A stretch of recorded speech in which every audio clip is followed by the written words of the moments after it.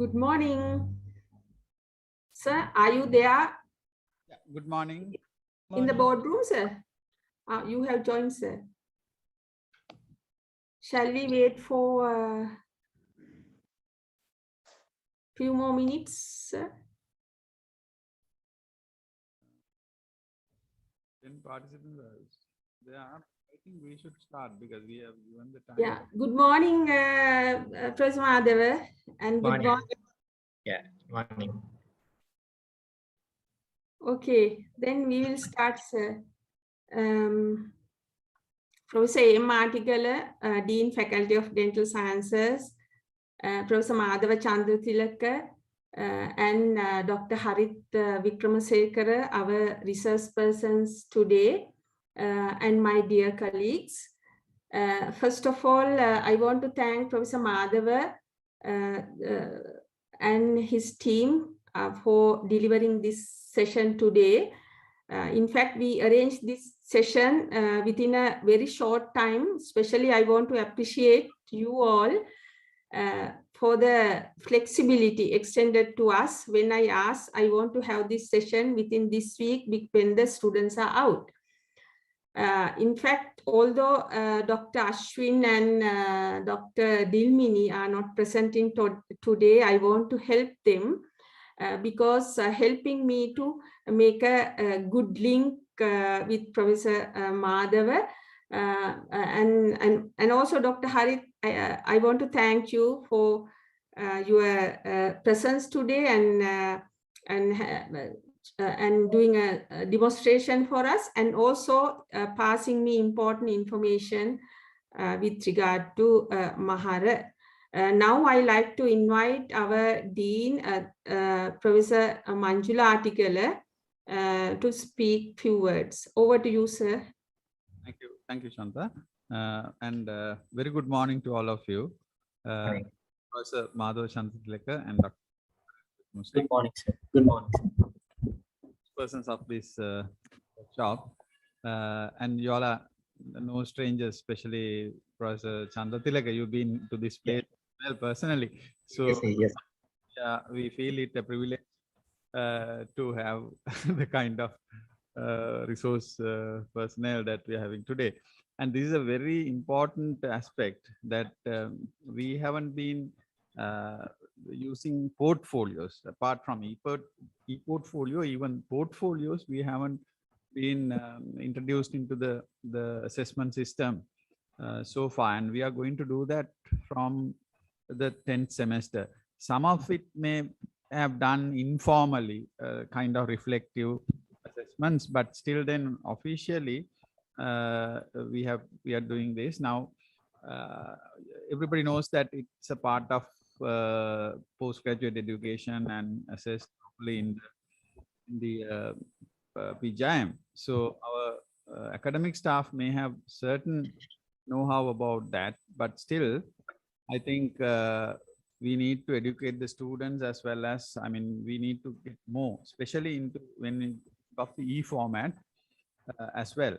So I'm very thankful to Professor Chanta as well organizing this, and we are really grateful to Professor Madhava Chandratilaka and Dr. Harit Vikramasekara for helping us in this matter, and we expect your assistance in the future as well. We'll be in touch with this regard. So thank you very much, and I hope that if, all of our members will join today. Anyhow, we will record it, and if your permission, we can distribute that among our academics only. So I hope that should be all right. So thank you very much, and over to you, Professor Chandratilaka and Dr. Thank you very much.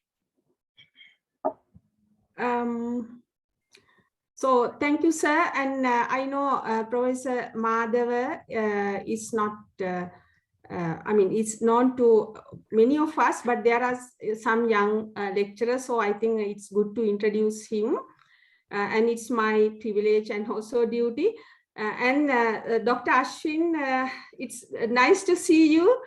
I'm glad you are okay now, right? Thank you so much. Happy to join in today. Okay, thank you. You are very welcome, and we will keep in touch for future activities too.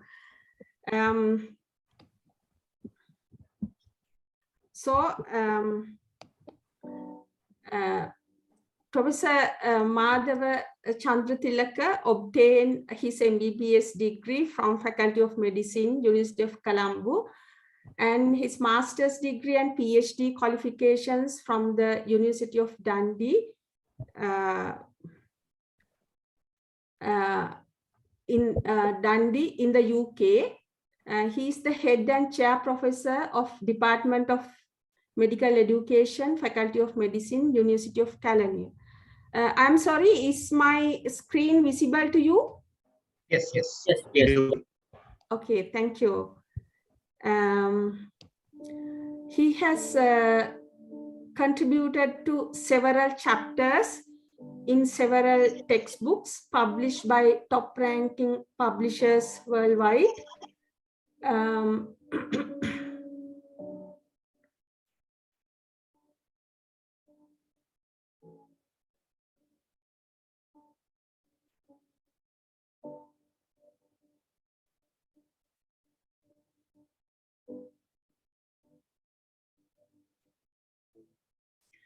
And his research expertise is in medical education, and he has published numerous research articles in different fields of professional education in index medical journals with very high citation scores. He's a top-ranking researcher in Sri Lanka with H index of 19. And portfolio is one of his research expertise.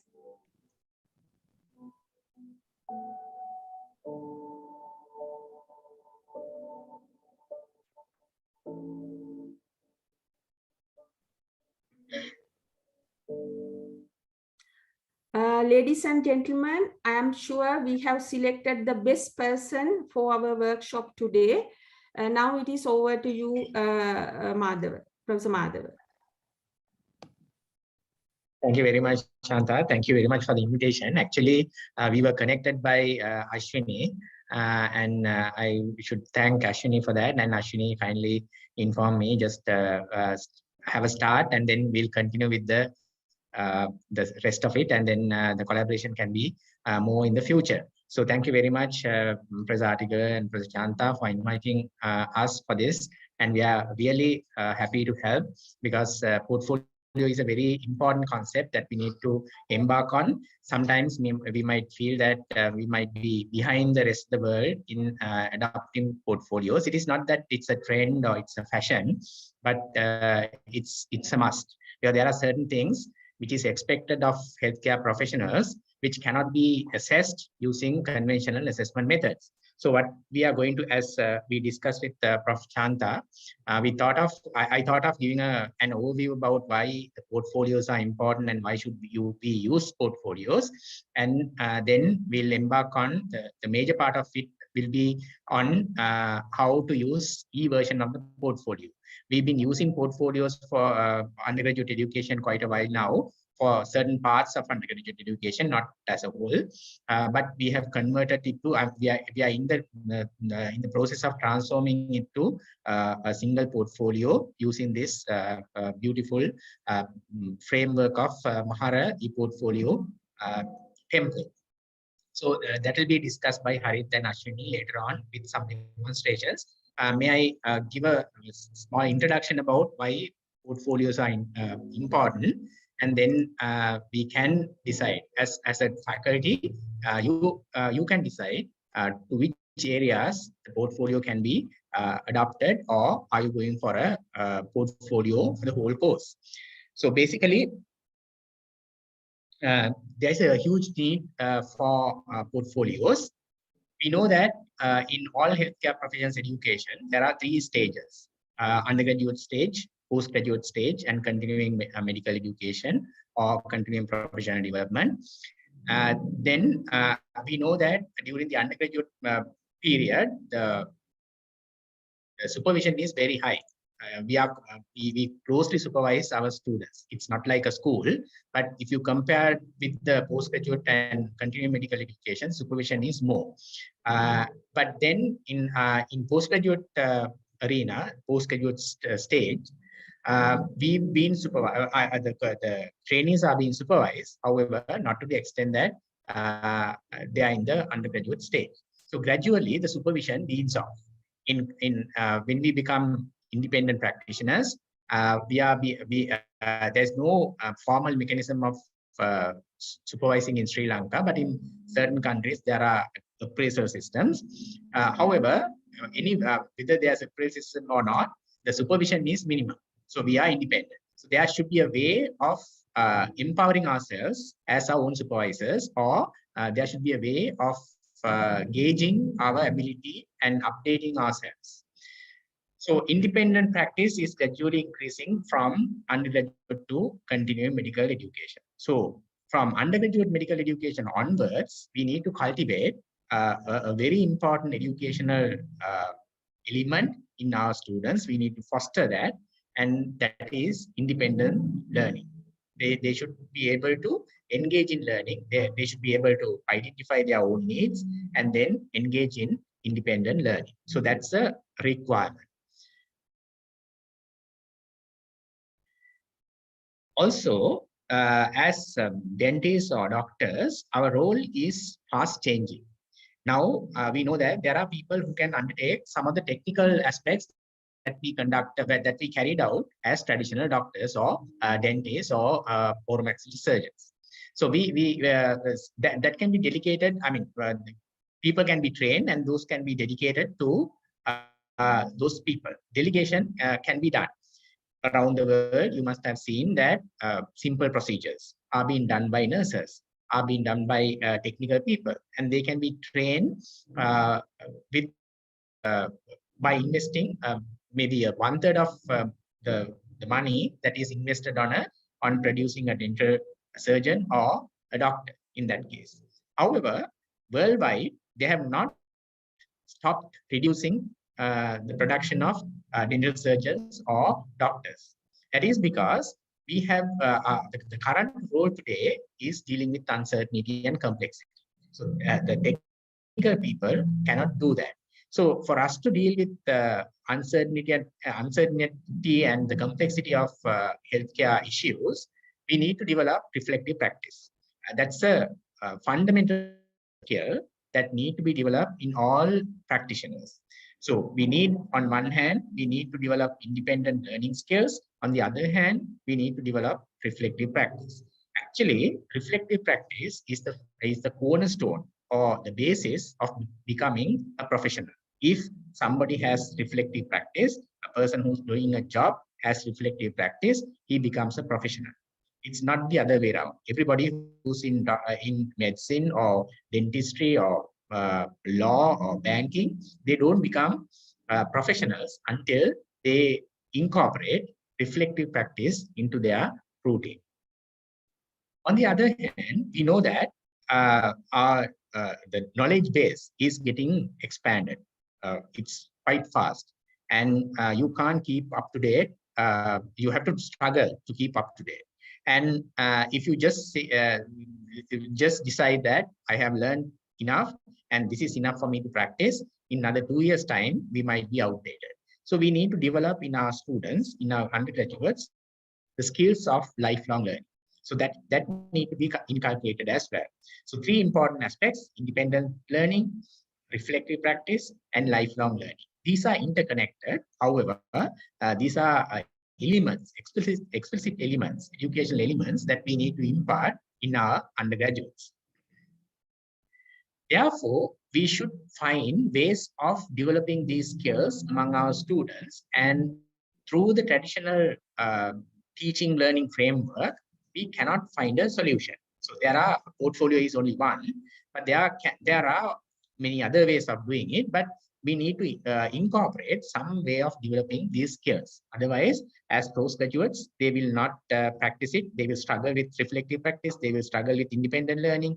They will struggle with lifelong learning, right? And when they become consultants or independent practitioners, they will never have these qualities if we do not foster or inculcate these elements in them right at the beginning. So that is why we have thought about portfolios. On the other hand, the traditional role of assessments are changing. Now, most of our assessments, it might be a short case, long case, MCQ, OSCE, whatever. We use those traditional methods to assess what students know. That is assessment of learning, whether they know, whether they meet the standards in a particular area. It might be knowledge, it might be skills, it might be attitude. So that is assessment of learning. However, it has been developed to assessment for learning. Actually, the assessments help the learners to learn. It is not that it's not a measurement for ourselves to make sure that they have come to the standard, but that is assessment has taken the learner's perspective, and assessment for learning is assessment should provide some feedback, some sort of feedback to the learner for future learning. And it has transformed further. Now we are talking about assessment as learning. So there's no teaching, learning, and assessment, teaching, learning, assessment together. It should happen together. So then only the independence, the reflection, the lifelong learning skills are developed. Therefore, we need to incorporate some sort of assessment while they are learning, assessment as learning, not that in certain points we have assessments. So it's not only about meeting the standard, it is not only about providing feedback, but it is also about having assessment as a part of routine practice.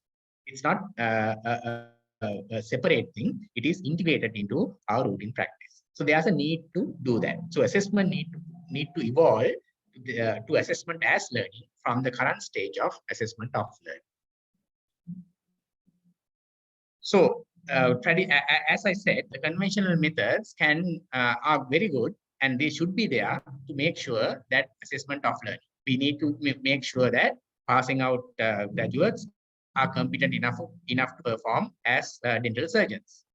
On the other hand, we should give them feedback by having formal assessments. However, formal feedback, but formative assessment. But portfolios can be used as a method of inculcating assessment as learning.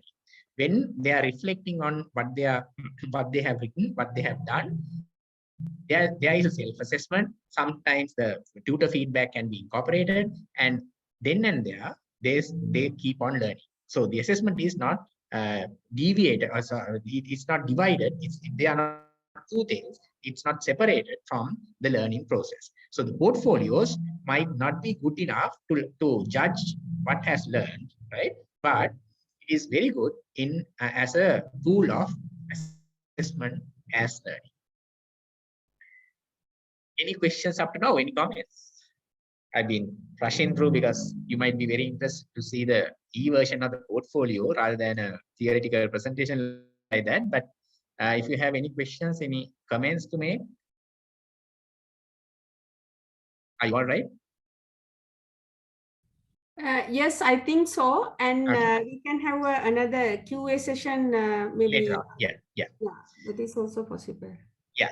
So the portfolio is actually a purposeful collection of evidence to show that somebody is achieving a set of goals with some reflections. So basically, we need to have a set of goals, and the learner should collect evidence to show that he or she is achieving towards those goals, and there should be reflection, and the learner should purposefully collect evidence to show that they are achieving the goal. So if it's a collection of work, it might be very similar to a logbook. Portfolio should be very similar to logbook. But the logbooks and portfolios are quite different, because logbooks are actually meant for assessment of learning. So if somebody has signed that this amount of dental procedures have been conducted by this person, then we know that this person has conducted these number of dental procedures and they are up to the standard. So you have the consultant signature there. So in logbook, we say 5 filling of dental caries, extraction of 10 teeth need to be done during first semester or something like that. So that's the logbook. So then we know that they have done it and they have achieved the expected standard because somebody has supervised and somebody has checked and signed. So that is logbook. But portfolio is different. In a portfolio, you have a reflection part. So while completing the task, they need to think about what are the good things about his performance, what are the things that he or she need to improve. So this reflection part is there. So because of that, it serves assessment as learning part.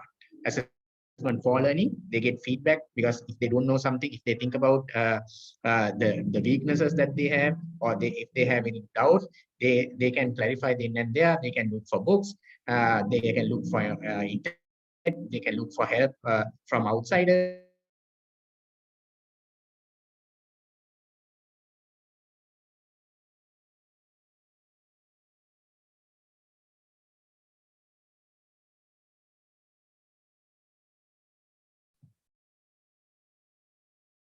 They can look for help from to logbooks.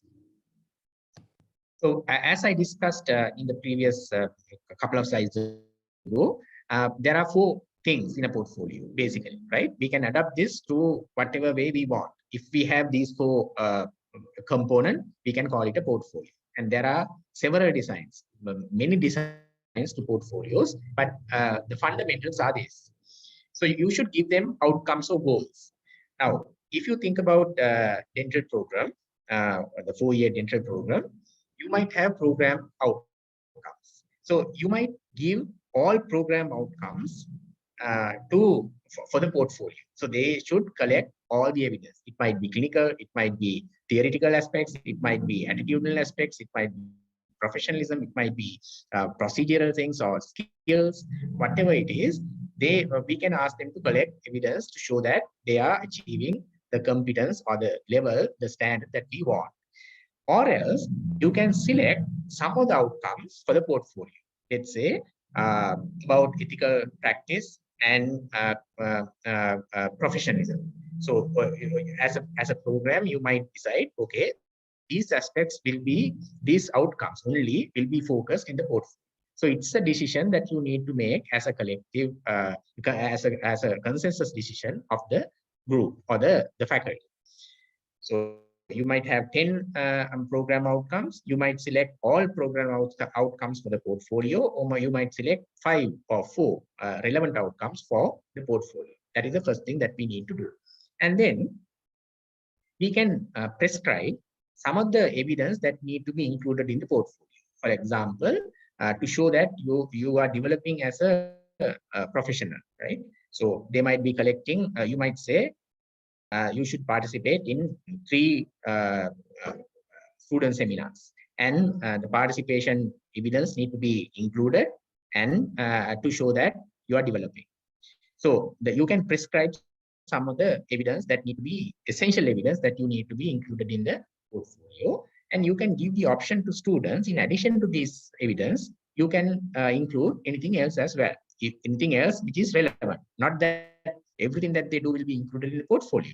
To show that these particular outcomes are achieved, you can include these basic things first, and then you can consider including anything you think are relevant to these outcomes.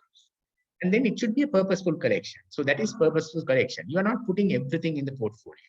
You just put the relevant ones to show that you are going towards, or you are progressing towards the goal. And it should be accompanied by reflection.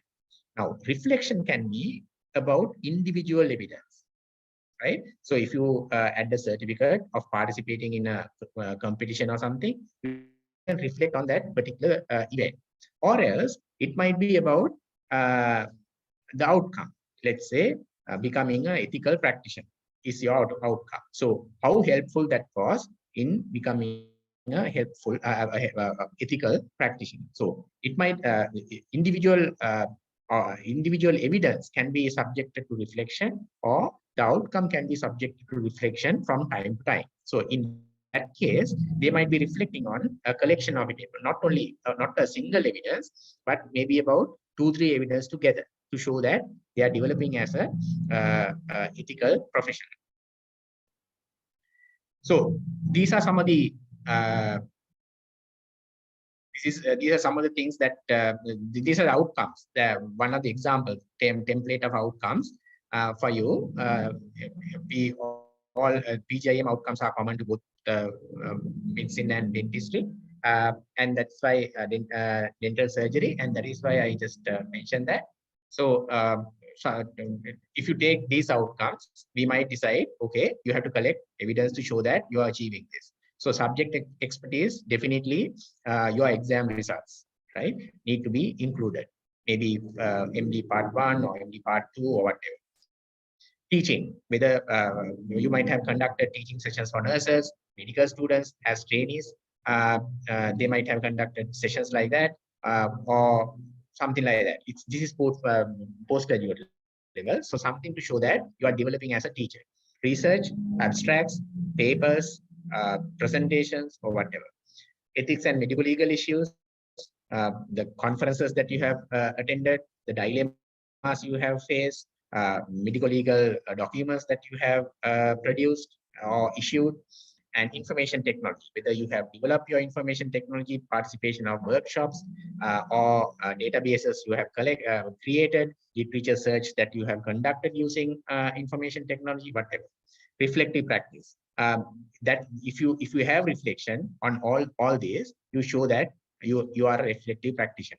And lifelong learning, again, maybe participation of CPD activities, maybe continuing professional development activities, continuing medical education activities, whatever, conducting classes for somebody, right, as a part of journal clubs, whatever.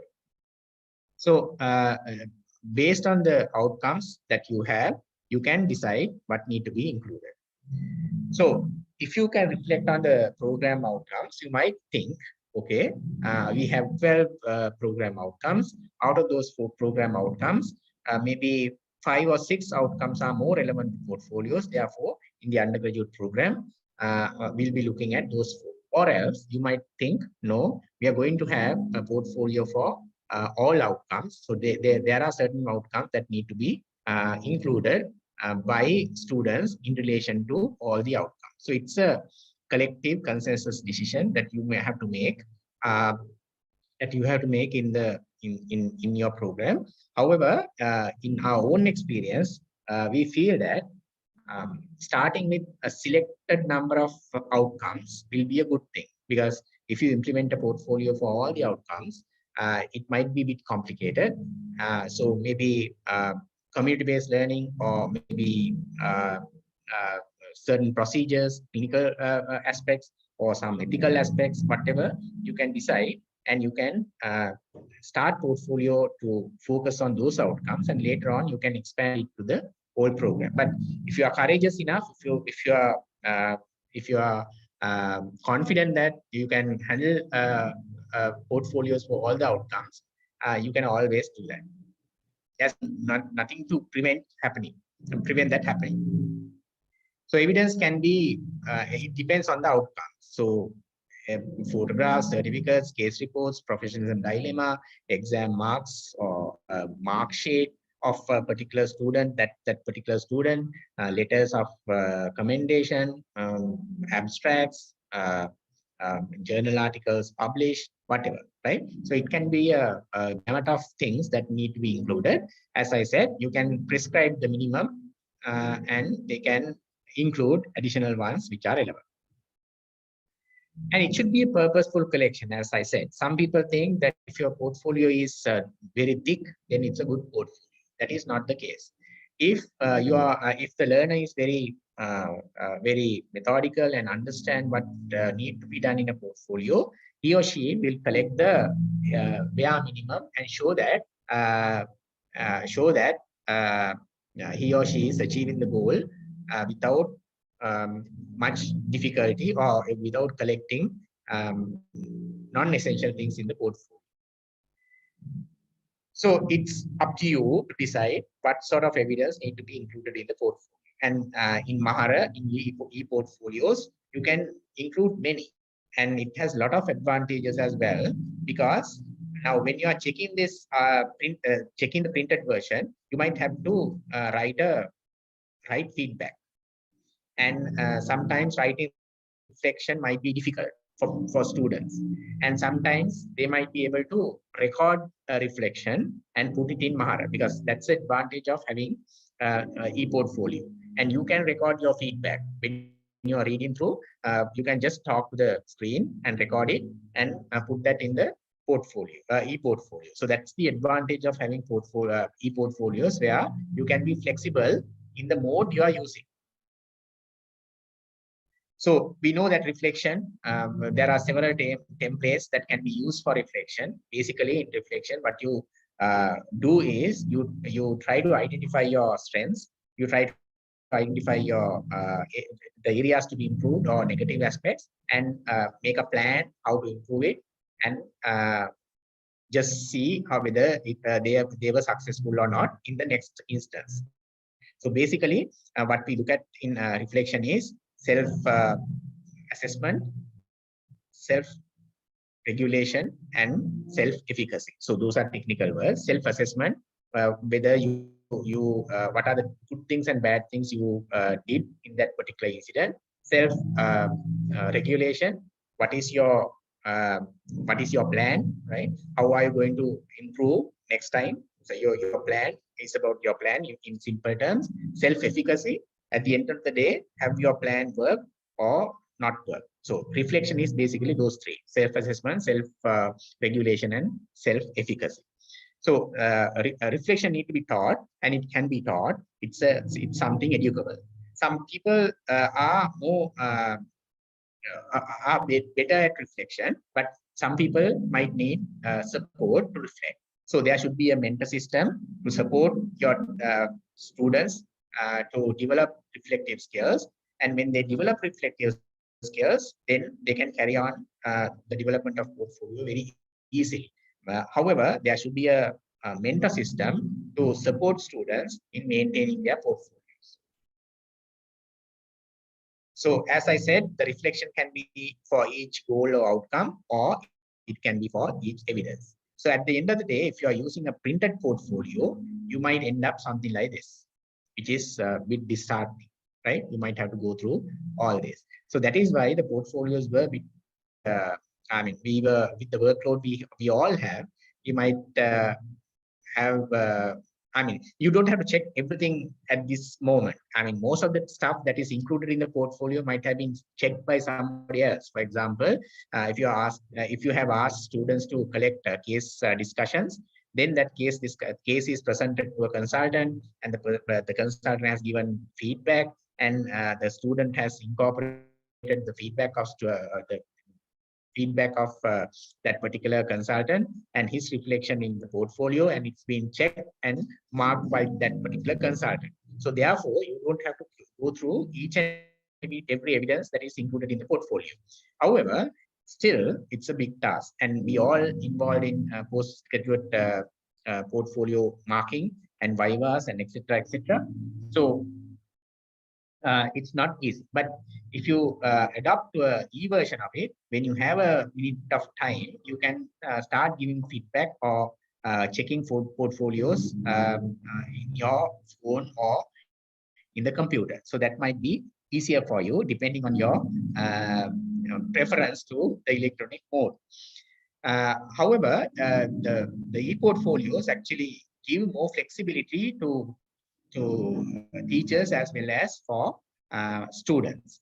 So if we talk about our experience, we have actually started e-portfolio for portfolios for community health strand, and we have 4 strands: clinical health strand, basic and applied sciences strand, personal development and family medicine strand, and community health strand in our curriculum. So we have introduced portfolios in PDFM, that is personal development strand, and community health strand. And however, now from the last batch onwards, we are when they come to when they are in the first week, we open a portfolio for everybody.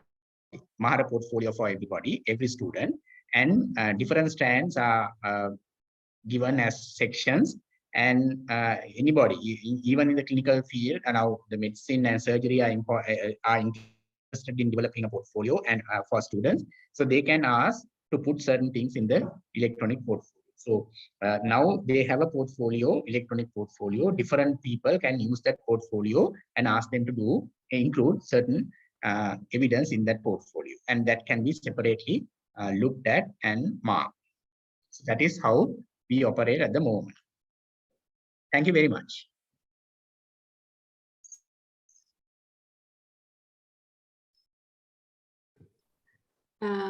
Thank you so much, Professor Madhava, for enlightening us on e-portfolio. It's really, really helpful. I'm sure our staff members should have many questions. So now it is time for Q&A. Please. Thank you, Madhava. I'm Dilip De Silva. Hi. Well, you must we have met you from the Ministry of Health, but I am now at the faculty. Yeah, I heard that from Prof. Nilan. Yes. Yeah.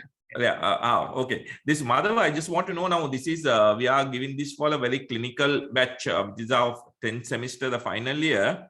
Okay. Right. So when they do it, like it encompasses a lot of though it's only on oral surgery, but a lot of subjects comes in so that they can write this portfolio. Right. Okay. Is the patient management and the everything history taking and even beyond referrals and all that.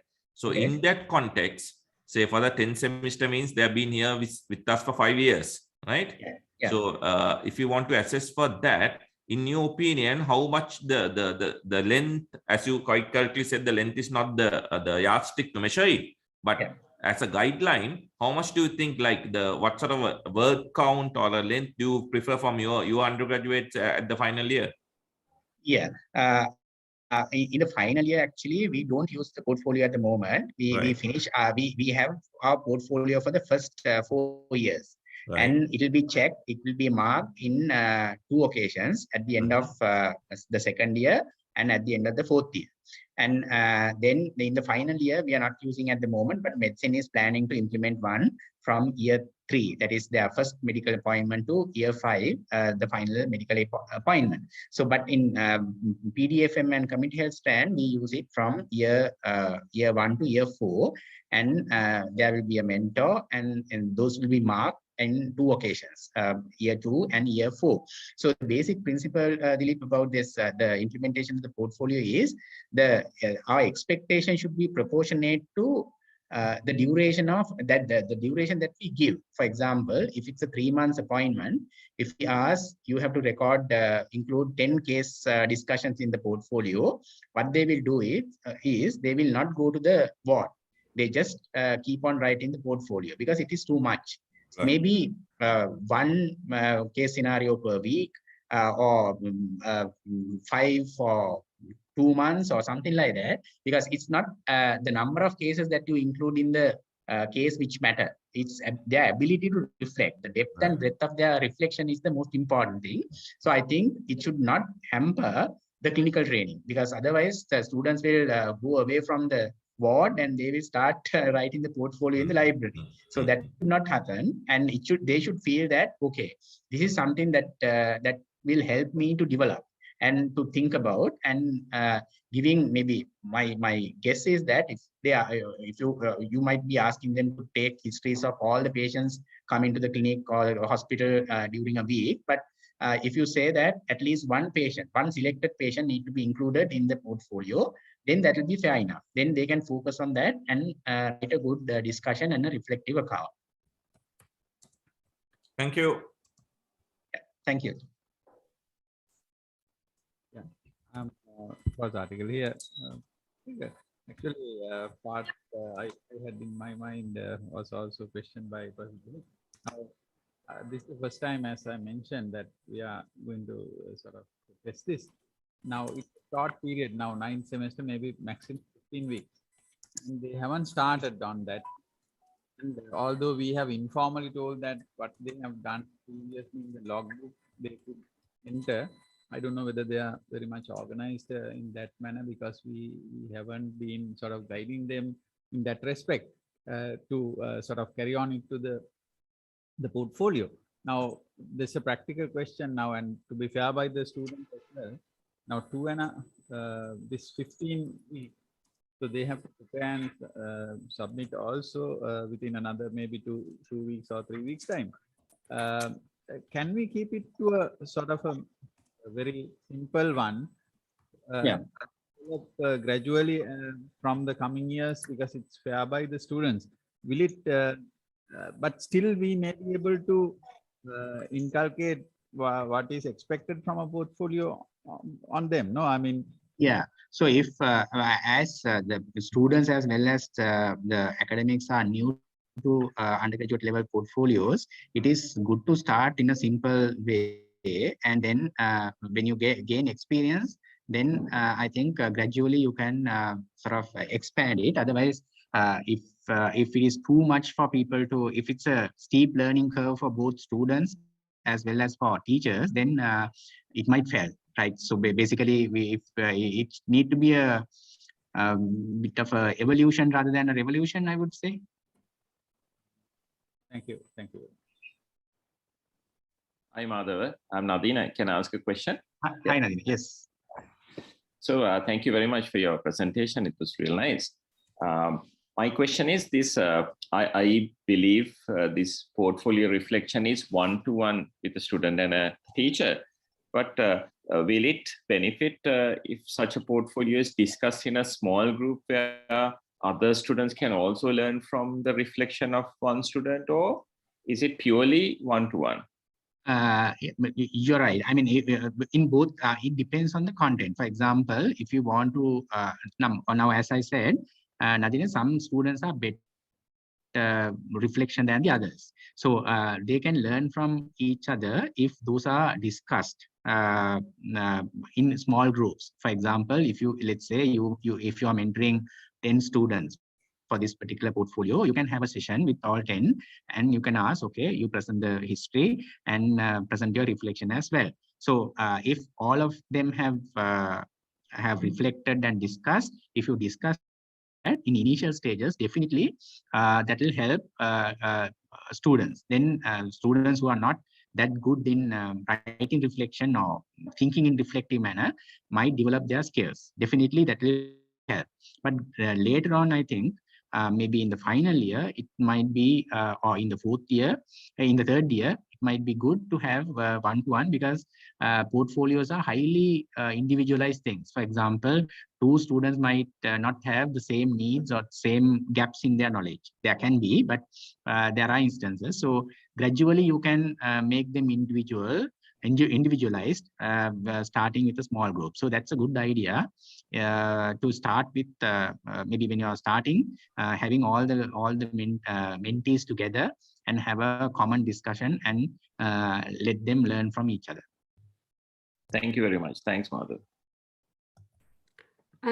Madhava, there is a question in the chat box. May I read it for you? Or... Yes, please. Yes, please. Yeah. Yeah. So this question is from Professor Aruniti Lagaratne. Portfolio is generally recognized as a higher level of assessment and need constant reflection between the student and the supervisor. In that sense, how appropriate is this form of assessment for undergrads and continuation of that, especially when you allocate marks or grades for students? Yes, that's a very good question. I think very relevant as well. Now, though it's, I mean, when a student is writing a reflection, we should not be, for each and every reflection, we should not be there as mentors. So it's a way of, I mean, there should be a strong mentorship, but maybe in every, let's say if you have introduced portfolio for year 4, the final year, and then every 3 months, there should be a meeting between the mentor and the mentee, or the person who's supervising this portfolio. And then you can give feedback about things that need to be improved, and so on and so forth. The fundamental of portfolio assessment is the mentor should not be the assessor of that particular portfolio. Somebody else should assess that portfolio. If the mentor becomes the assessor as well, then the mentees will not come with their actual gaps in knowledge or actual learning needs. They try to hide because they want more marks. So basically, let's say if that is Prof. Chanti's mentee or student, and it will be assessed by Nadina, for example. So it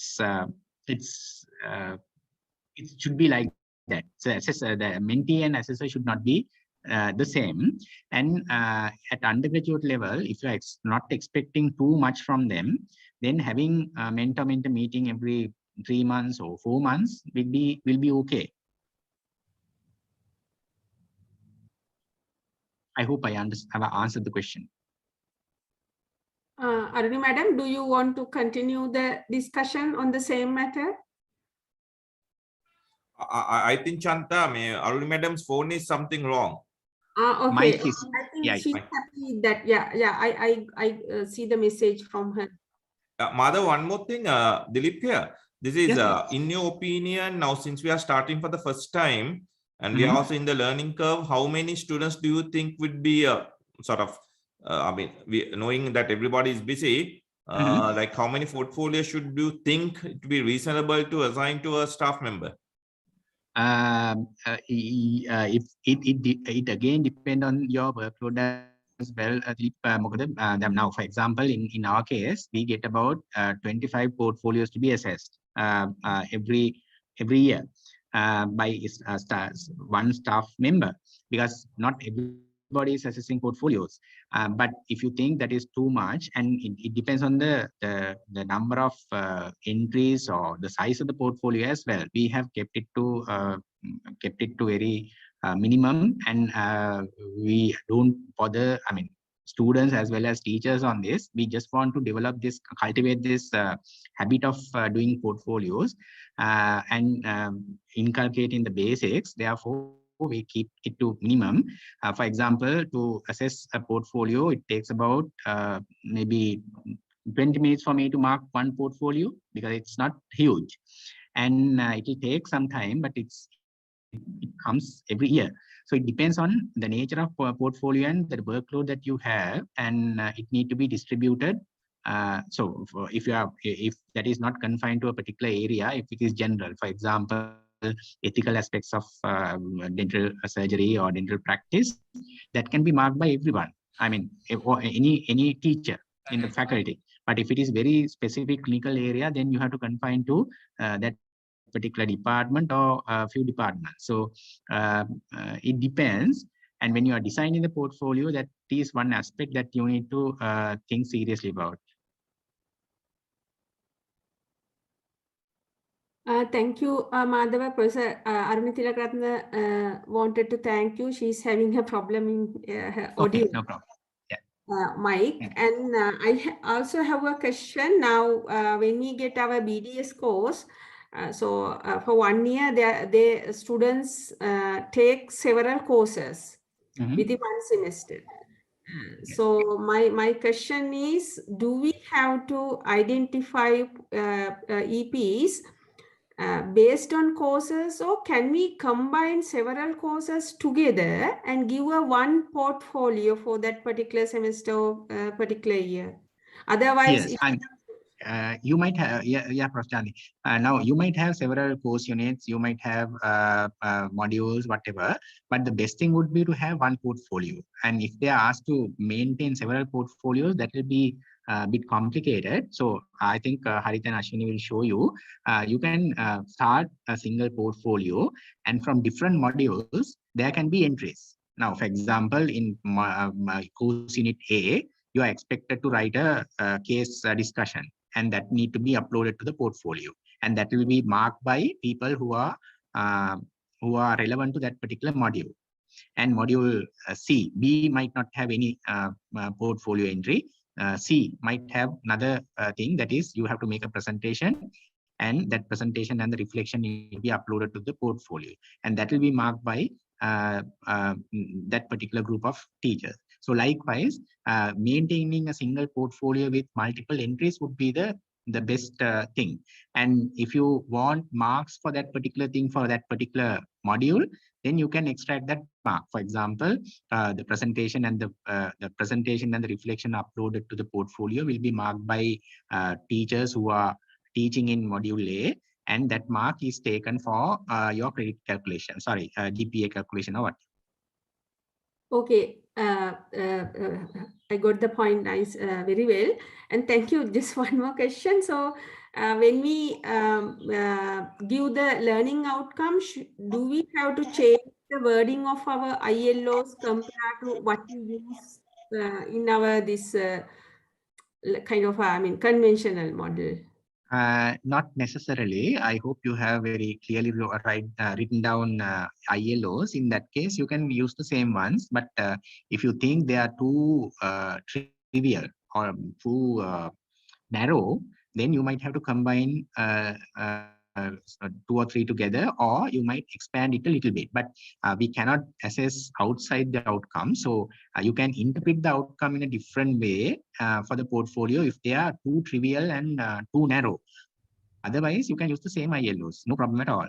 Yeah, that's the point I want to hear actually, because in our this conventional one, like we have ILOs list something blah blah thing. So that is the reason I want to know. And there are, if the audience okay, I can go with two other questions from the chat box. So there's one question: how did you introduce portfolio in your faculty? Did you start from the first year or final year? And similar to that, asking, is that only for, is the presentation e-portfolio were mainly discussed for clinical teaching? Does it have any application in the basic sciences, paraclinical sciences teaching? Those are from the chat box. I think the first question I answered, it is for the year 1 to year 4. And now it will be used for in the final year as well, but Ashwini is in the process of developing a model for medicine, and surgeons have actually made a template, and we have to adapt that as well. So, but we used it from year 1 to year 4 to assess personal development and family medicine strand and community health strand. The clinical strand is actually now are very interested in introducing portfolios, introducing a portfolio. So what we have done is we have given them a chapter in the same portfolio. So a student will have only one portfolio, that is one e-portfolio, and there are several sections and for different strands, and then they upload their evidence or the reflection and everything to that particular section, which will be marked by respective teachers. So that is how it operates at the moment. When it was paper-based, only the PDFM and the community health strand used it. Okay, thank you very much. Please, any other questions? And if not, I have one last question now. So, I mean, students are students. So there's tendency for copying down things or getting things from the internet. Yeah. So of course, we can find certain things from the reflection part. Yeah. But is there any mechanism to check those things? And can we have kind of an individual Viva? Because I have seen sometimes, yes. Although they give a similar portfolio, the teacher can check it, cross-check it during the Viva time. Yes, plagiarism can can be an issue. For example, after 4 years, they might one student might produce one which has been produced 4 years ago, right? So that can happen, and there are 2 ways of minimizing that problem. One is that if you have a plagiarism software, you can always use it, and you can ask students to you can put all the portfolios in a repository, and repository can be attached to that particular plagiarism software, and then you can ask students to check plagiarism. It might be a costly business because you have to subscribe for plagiarism software. The other thing is, if you have a very close mentoring system, then you can definitely recognize plagiarism. if a student has written a very Shakespeare sort of English suddenly, or which is not compatible with his or her abilities, or if you when you go through the reflection with the student, then you might you will easily recognize plagiarism or copying from somewhere. And that is closed mentoring system. The third one is, as you said, if you have if you want, you can have a Viva, but it's again a huge undertaking. But that's one way of cross-checking what they have done, and that is a good way of doing that as well. But balance it out with your workload. Yeah, that's true. That's the problem. Thank you. Yeah. Any more questions? I don't see any other questions from the chat box. Anybody else who want to ask questions, please go ahead. If not, we can move for the next session. I think everybody can manage without a break, since we have to finish everything before the power outage that usually start maybe 1 o'clock. Yeah, I think Harit will demonstrate, Harit and Ashwini will demonstrate Mahara e-portfolio template just to have a taster. But when if you want to develop a portfolio template, we can always help, and they will always be with you to develop a template which is suitable to you. So shall we have a look at the template? Yes, very good. Yes. Harit, can you start, please? Harit? Yes, Yeah. yes. So before that, Ashwini Madam is going to do a brief session on e-portfolio. Ashwini Madam. Yes, Dr. Ashwini. Yes, I'm here. Give me a moment to share my screen, please. So actually, Prof. Madhava has covered most of what I wanted to talk about. But in the interests of completeness, I will speak a little, but this will be very, very brief. Okay? So today, now we've already talked about portfolios.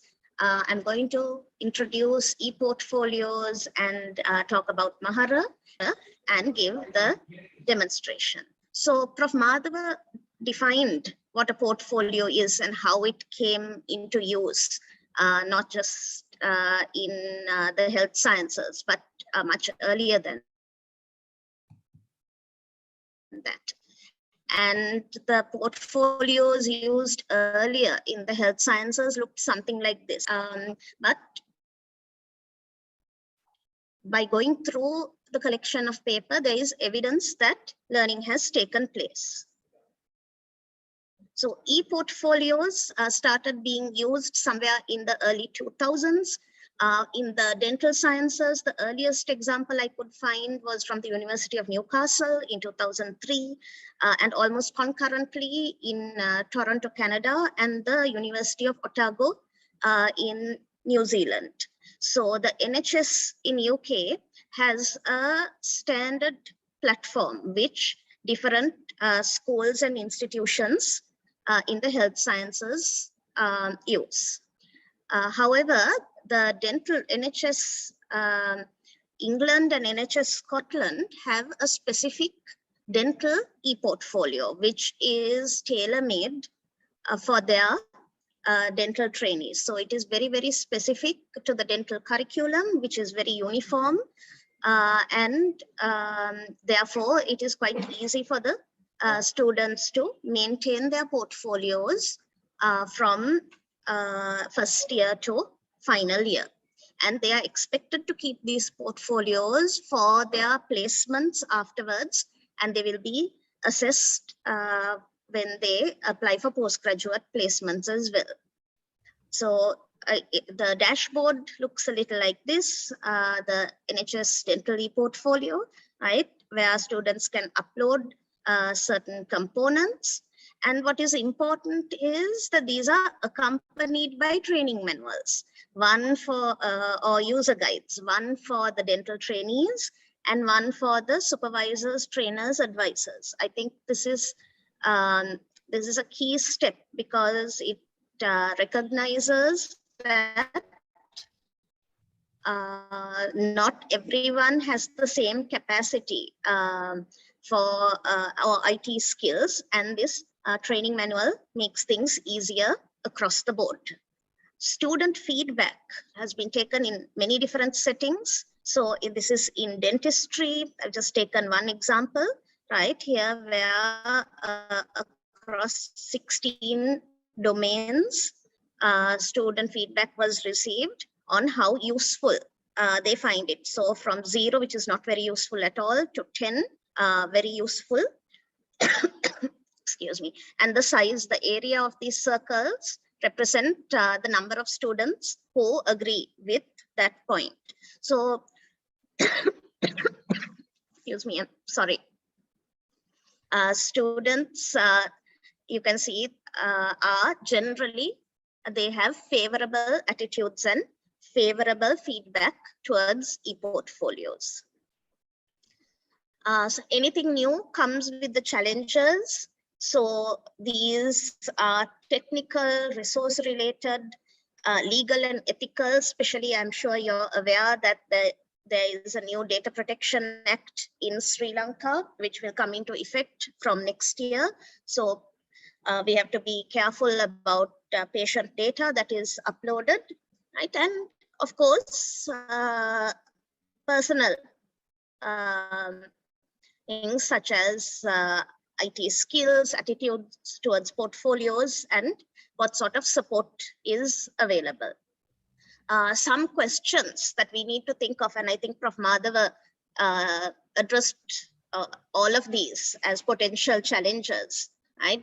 How do we make sure that the students' technical ability does not unduly influence the performance? What is the time they need to spend on it, and is it proportionate to the marks they would get? How do we maintain uniformity, authentication, preventing plagiarism, and ensuring protected time for the assessors? So there's a very recent review on over 300 studies of e-portfolio use in the health professions, so medical, dental, nursing, and so on. And these challenges, as well as the advantages, seem to be common across the board. However, there are very context-specific ones. For example, data storage. One setting where they do not have access to store large files. They would say data storage is a challenge, whereas in another setting where there is a lot of space, server space, data storage becomes an advantage of the e-portfolio. So Mahara originated in New Zealand in 2006 as an open source project, and the name is derived from the Maori language meaning to think. So, which is what makes a portfolio different from a logbook or any other collection of learning material. So as I mentioned, it's free and open source, so it cuts down on the logistical requirements of cost. It is learner-centered and can be integrated into the learning management system. It is quite popular not only in health sciences, and because it is open source, there is a large community that help troubleshoot and update the development of the platform. So Harit will demonstrate the platform.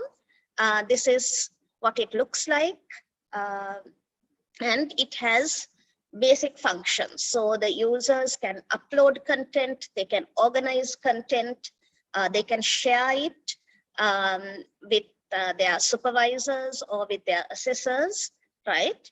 And use it for reflective practice.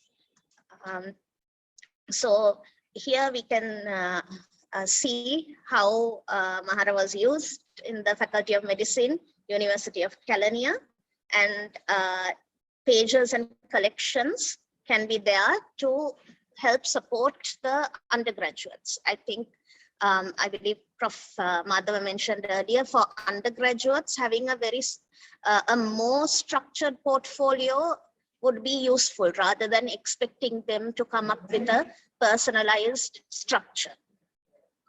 And finally, if you have a little time, I encourage you to read this paper. It's freely available on academic medicine just a couple of years ago, which gives a good summary on the uses and challenges of. Any questions before we move on to the demonstration? How long you have been using this in Sri Lankan context? Prof. Mahara, Madhava? I mean Mahara, the package, these things. Sir, we are using it for around 1.5 years in University of Kelaniya. All right. So it's open access and anybody can use it free of charge?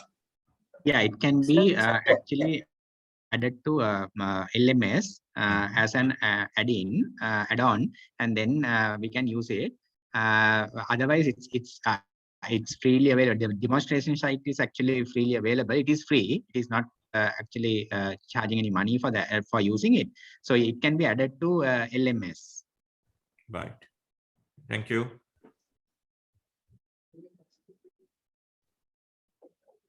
Any more questions, please?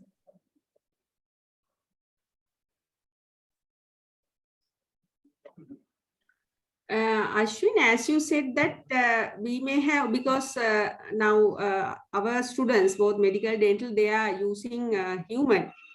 So, so they may have to use a photograph of patients.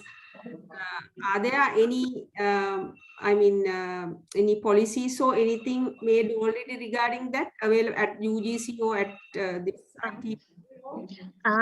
There are no official policies, Chanta, but there are certain, we use the, in Colombo faculty, we have modified use of the guidelines available for UK, that from the Institute of Medical Education UK.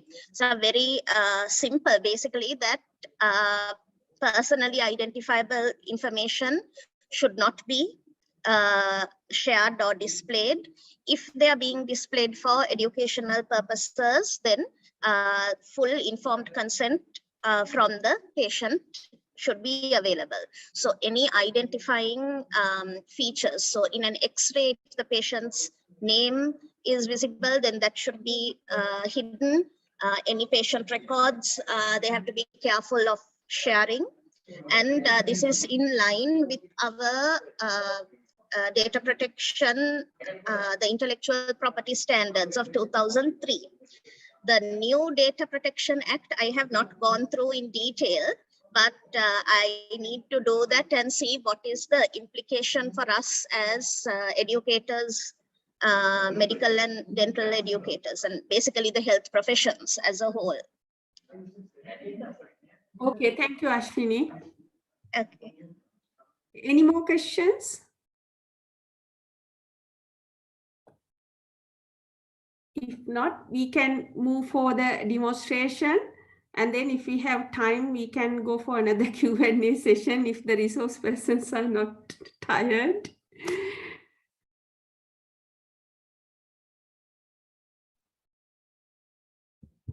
Dr. Harit, are you going to do the part? Yes, yes, madam. I'll do. So thank you very much, Prof. Shanta, and I have prepared a presentation beforehand, but I think since Prof. Madhava and Dr. Ashwini have done a comprehensive overview about portfolios and e-portfolios, so I'll directly move into the demonstration. So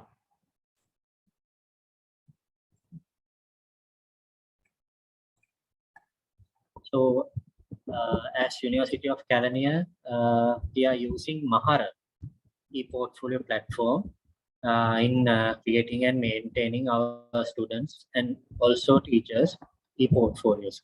So if I move on, Mahara e-portfolio system has several users. Actually, you can create your portfolio and you can collect your evidences. So evidences such as pictures, videos, any letters of recommendation, etc. You can collect anything in this Mahara e-portfolio platform. So this Mahara platform acts as a professional social network. I think you know about link. I think many of you are having LinkedIn account. So we maintain our professional account. So likewise, this Mahara e-portfolio platform can be used as a professional professional social network. And so if we use it as a social network, many can collaborate and do networking. And at the end of our portfolios, the assessors or evaluators can assess portfolios and give a feedback using this portfolio. So the advantages of Mahara is it is very learner-centered. It is very user-friendly. The one who's creating the portfolio decides how he or she is going to create his portfolio, and he can collect any multimedia as evidence, and he can share and showcase evidence of learning, and he or she can receive feedback systematically. It is very accessible and portable, and it has a mobile app also. So anybody who has a smartphone can download the Mahara app and use it using his or her smartphone, and it can be integrated into many learning management systems. So in University of California, we have Moodle platform. So the Mahara can be incorporated into Moodle platform and use it through Moodle. And there are possible innovative uses such as digital storytelling. So if I move on to my demonstration, so there's a site called mahara.org. I have highlighted it here. So that is where that is a community. That is actually a forum where if you have any doubts, if you have any problems, you can post it there, and you can get answers from the Mahara, the Mahara administrators. So before I move into demonstration, I think during Ashwini Madam's session, one asked whether it is freely available. So yes, the answer is yes, it is freely available.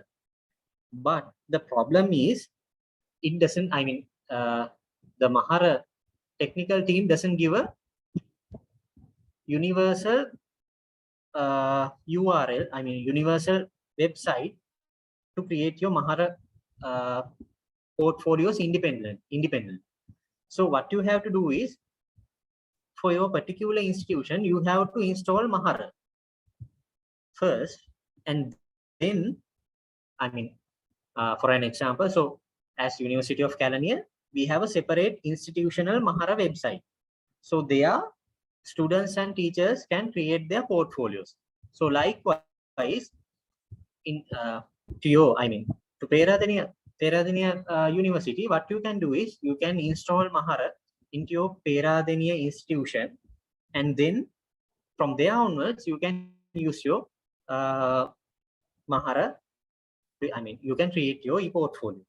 So the disadvantage is, like, if we for an example, if we talk about Facebook. So it is a universal site where you can just go to Facebook and create your own page. But here you can't just go to mahara.org and create your portfolios because it is not available like that. So for your institution, you can install it into your institution, and there onwards you can use your portfolios. So this mahara.org is there. Post your doubts, to post your problems there. There are several forums, so you can post your problems and you can get answers from Mahara administrators. So you can use this mahara.org for any queries. And the beautiful thing is, I mean, if you don't understand what I am saying, and if you don't, I mean, if you get more confused from my lecture, still you can use this Mahara manual. So if you go to this mahara.org, if you go to community, so you will get a drop down menu.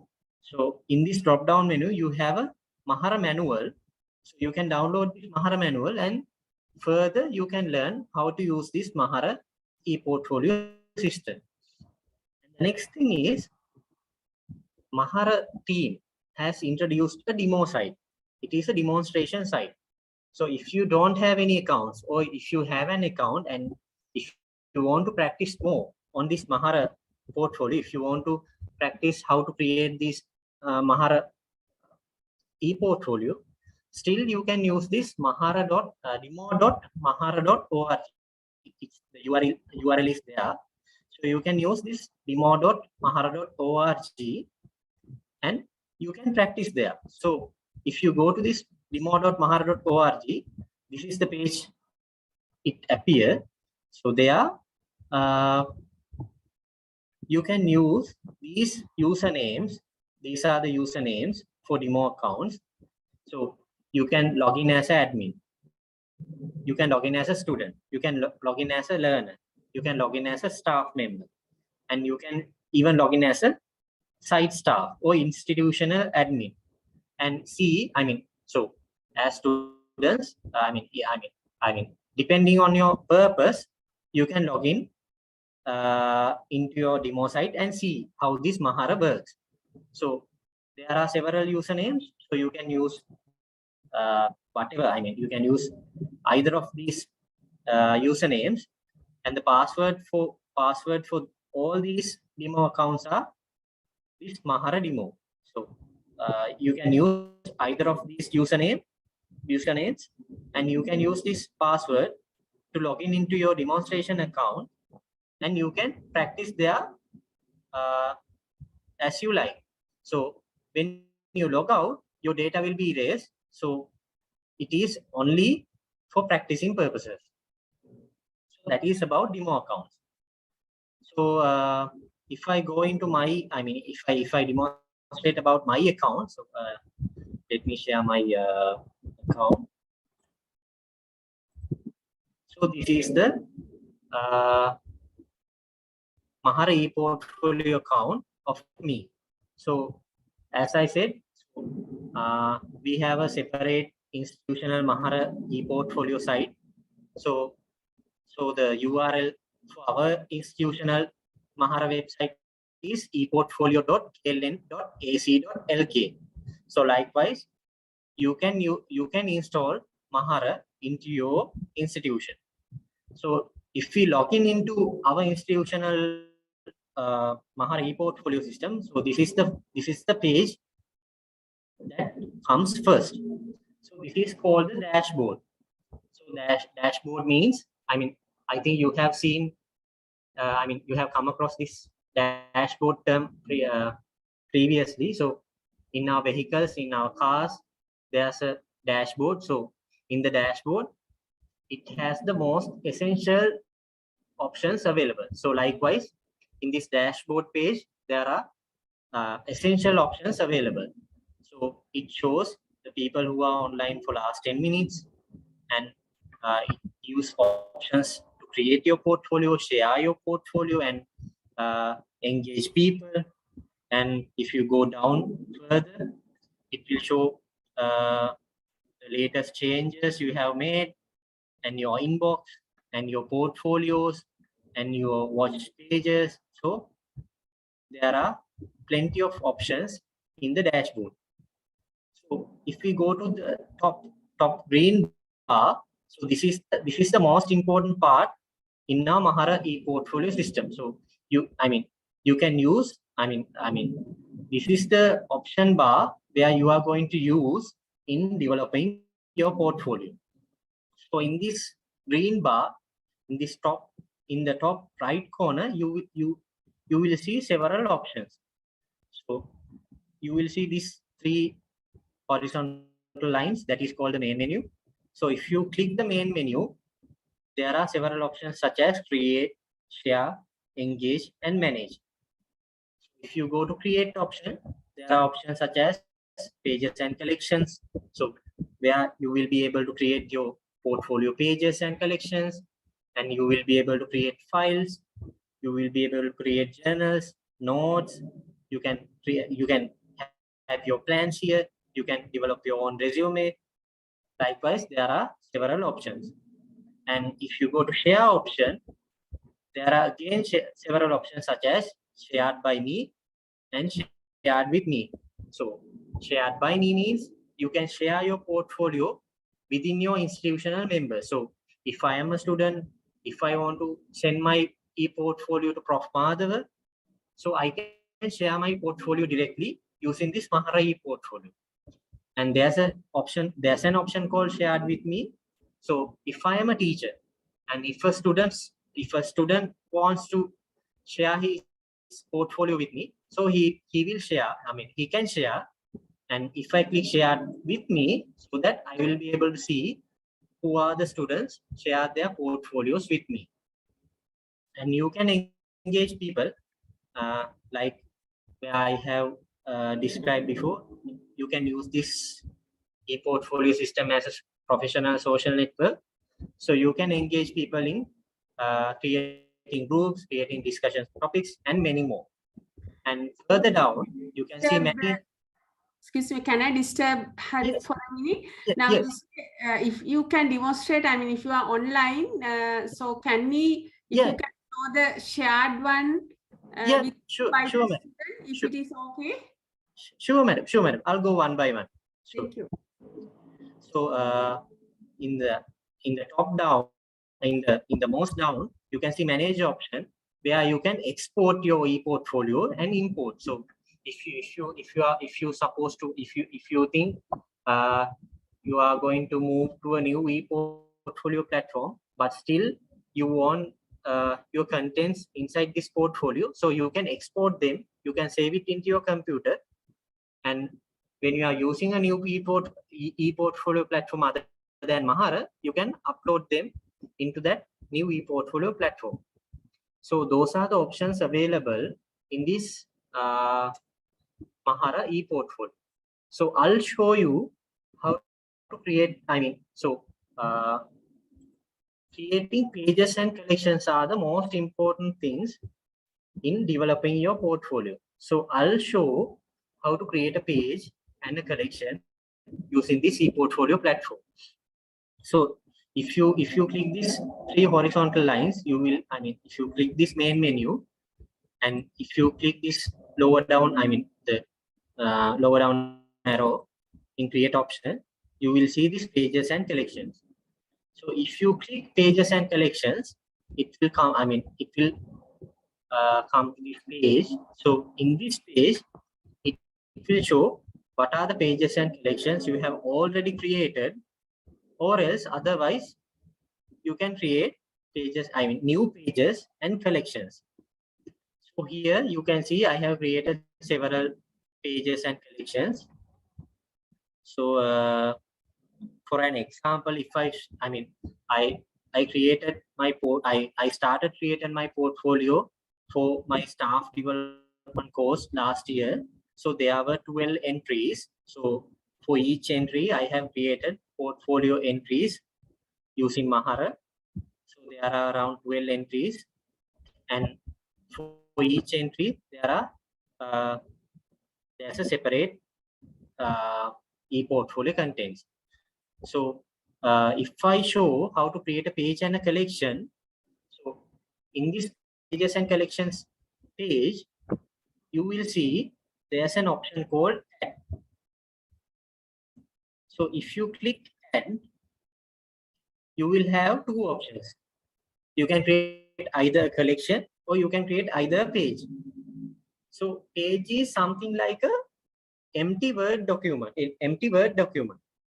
If you create a new Word document, it will be an empty page.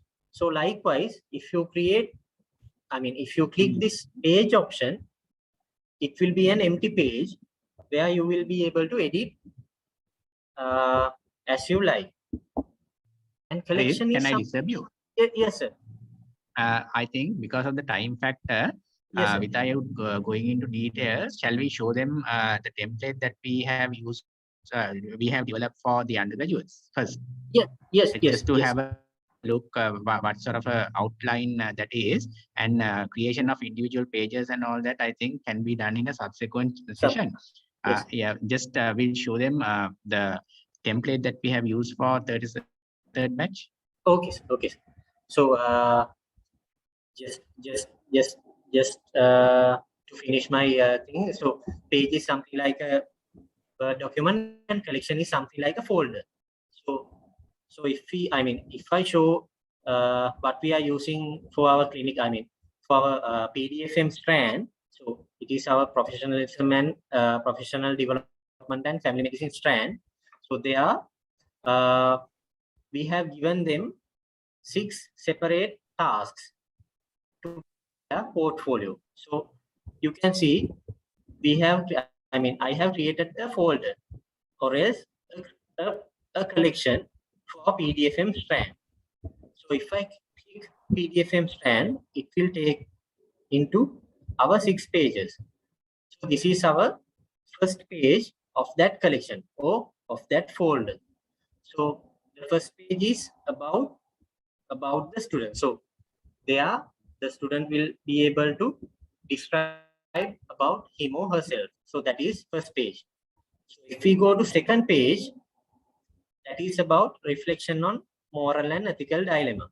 So we have given a sketch. We have given a guide. So where they will be able to, the student will be able to describe one of his moral and ethical dilemma and about his feelings and how he or she is going to evaluate his dilemma and how he is going to analyze and what is his or her conclusion and what is his or her action plan. And he can use this sketch in reflecting his moral and ethical dilemma. And the third page is on reflection on leadership and teamwork activity. So there also he can describe on his leadership or teamwork building activity and his role in that activity. So the fourth page is on reflection on developing emotional intelligence, and the next page is about a discussion. How he is going to discuss on this about this portfolio, and the last thing is documentary evidence, where he or she will be able to attach his evidence either like pictures, videos, whatever he is having, he can attach evidence here. So that is our PDFM strand portfolio. So they have 6 pages to maintain. So if I go basically, back, yes. Sorry, Hari. Yes. So basically, Prof. Chanti, now if you think about different modules you have, you can like the one that we have created PDF for PDFM. You can develop courses. You can develop different pages for different courses, and under each course, like we did for PDFM, you can define what need to be uploaded.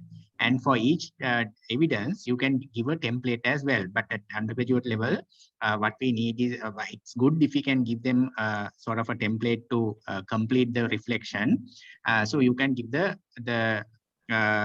template for them to complete the the reflection. So for untitled version 1, portfolio entry 1, or whatever other courses and different things that they need to fulfill in the portfolio process. So Okay. for example, in the PDFM strand, Harit, can we go to the PDFM strand? Yes, yes. Yeah. So when that is uploaded, and the student can then share that with the So this is the teacher's view, right? Interface.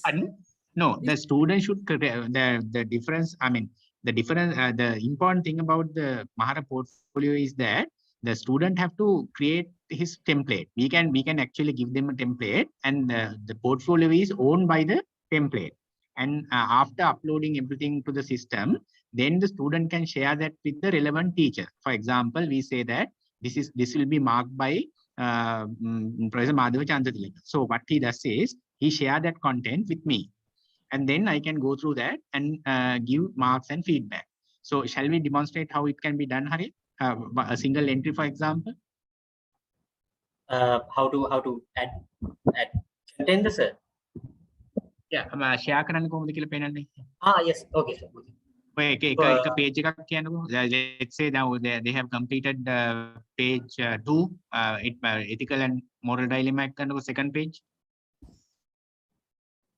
So if I've completed this, how it can be shared with the teacher? Okay, so we have several options available in this Mahara e-portfolio in sharing. So basically, they can create a secret URL. They can create either a secret URL and share that secret URL with the teacher, or else otherwise he or she can submit it as an assignment to Moodle platform. So I'll show both of them. So here, madam, in the main menu, there's an option called share.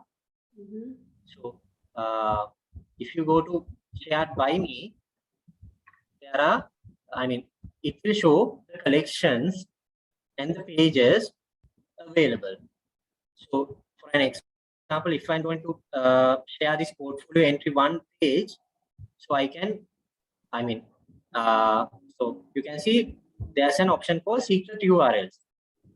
So you can just click on secret URLs, and there they will ask to create a new secret URL, and the secret URL will be created so that the student will be able to copy and share it directly with the teacher.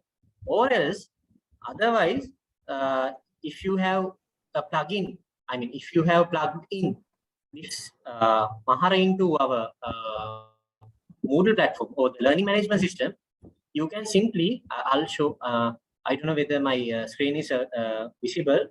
Yes. We can see that. Yeah. Okay. So if you are going to, put it as an assignment, if you are going to put it as an assignment, so so